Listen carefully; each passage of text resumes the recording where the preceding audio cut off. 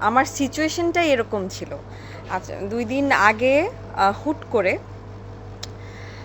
যেহেতু সানভীর সোবহানের সাথে আপনারা অলরেডি সবাই জেনেই গেছেন আমার একটা সম্পর্ক, প্লাস হচ্ছে আমি 5 মান্থস প্লাস প্রেগন্যান্ট। যাই হোক, আমি তাকে ওই দিন রাতে ফোন দেই যে আপনি কোথায় আছেন বা কী করতেছেন। তো সে যখন ফোনটা রিসিভ করার সাথে সাথে আমি একটা মেয়ের ভয়েস শুনতে পাই। তো স্বাভাবিক বিষয়, আমি তার গার্লফ্রেন্ড, আমি জিজ্ঞেস করবো আপনি ভিডিও কলে আসেন। ভিডিও কলটা অন করার সাথে আমি কিছু অপ্রীতিকর জিনিসপত্র দেখতে পাই, যার কারণে আমি দৌড়ায় তার বাসায় চলে যাই। তার বাসায় যাওয়ার সাথে সাথে ফার্স্ট অ্যাট্যাক করে তার দারোয়ান আমার গায়ে হাত তোলে। সেখান থেকে তার বাসার বডিগার্ড আরেকজন ছিল, মুকুল নামে একজন লোক। উনি আমার চুল এভাবে ধরে উপর থেকে নিচে নামাইছে যে এখানে আসা যাবে না।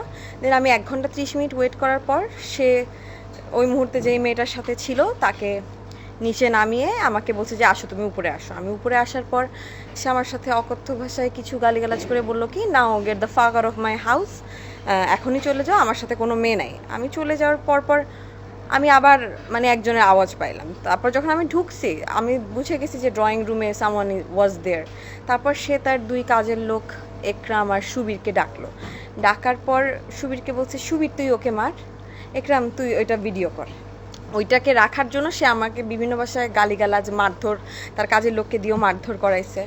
দেন আব্দুর রহমান জিপং নামে একজন লোক তার সাথে কাজ করে, তাকে ডেকে এনে আমাকে মারধর করে, ওইখানে মুকুল নামের লোকটাও ছিল, আমাকে চুল ধরে টেনে নিয়ে গেছে সো দ্যাট আমি ওইখানে তার কোনো ডিস্টারবেন্স ক্রিয়েট না করি।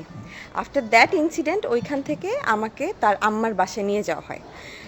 আমাকে যখন তার আম্মার বাসায় নিয়ে যাওয়া হয়, গাড়িতে থাকা অবস্থায় মুকুল নামের ওই লোকটি আমাকে বলতেছে যে এই মাগি তুই জানিস না আমার চুল ধরে আছে, কিন্তু আমার ফোনও সিজ করে নিয়ে গেছে। আমার ওই মুহূর্তে আমার ফোনও নিয়ে গেছে, আমার ফোনও ভেঙে ফেলছে। তুই জানিস না এম ব্লকে বালুর মাঠে গিয়ে কত মেয়েকে এরকম মাটি চাপা দিয়ে মাইরা ফেলি আমরা, তোকেও মাইরা ফেলবো। যারা কিনা আমাকে মারতে মারতে তার বাসা থেকে তার আম্মার বাসায় নিয়ে গেছে বিচারের জন্য, যে তুমি তো থামবা না, তুমি তো সানভীর সাহেবের কাছে যাবাই, বসের কাছে, তো তুমি তার আম্মার মাধ্যমে ইয়ে করো। তার আম্মা আমাকে একটা সাদা কাগজ এনে দিছে। কাগজ এনে দেওয়ার পর বলছে যে এখানে তুমি লেখো যে তুমি এরপর থেকে আমার ছেলের সাথে ইয়ে করবা না। আমার আমার দোষটা কি? তার ছেলে তো আমাকে এই বিশ্বাস দিয়েই তো আমি আগাইছি সম্পর্ক। কখন আমি কনসিভ করার পর আমি কেন বাচ্চা নেওয়ার ডিসিশন নিব, এই চিন্তা নিয়ে তো আমি আগাইছি যে সে আমাকে বিয়ে করবে, সে আমাকে এই টাইপের কথাবার্তা বলছে। So day by day the situation was getting worse and worse and Wars.